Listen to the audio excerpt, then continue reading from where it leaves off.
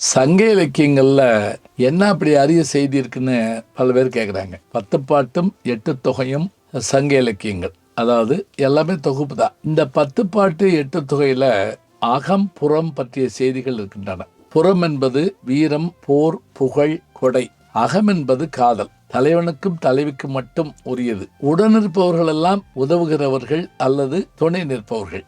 சுற்றி ஒருவர் பெயர் கொள்ளக்கூடாது என்பது நம்முடைய பண்பாடு. தலைவன், அவன் பேர் சொல்லக்கூடாது. தலைவன் அவன் பேர். குறிஞ்சி சேர்ந்தவனா இருந்தாலும், மருதத்தை சேர்ந்தவனா இருந்தாலும், முல்லையா எதா இருந்தாலும் அவன் பேர் தலைவன். அவ அந்த ஊர் பெண்ணு தலைவி. அவங்க அம்மா நற்றாய் பெற்றவள், செவிலி வளர்ப்பு தாய், தோழி உடனிருப்பவன், பாங்கன் தலைவனுடைய தோழன். இப்ப இவர்களுக்குள் காதல் வந்துவிட்டால் இவர்கள் பேச மாட்டார்கள், ஒன்று செய்ய மாட்டார்கள். ஆனால் இவர்களுக்குள் மனதிலே ஏற்படுகின்ற நிலையை சொல்லுகின்ற பாடல்கள் எல்லாம் அவ்வளவு அருமையாக இருக்கும்.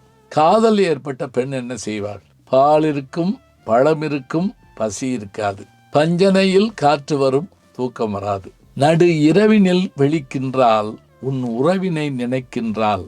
அவள் விடிந்தபின் துயில்கின்றாள், இந்த வேதனை தீராத உன் கண்ணாசம் கேட்பார்.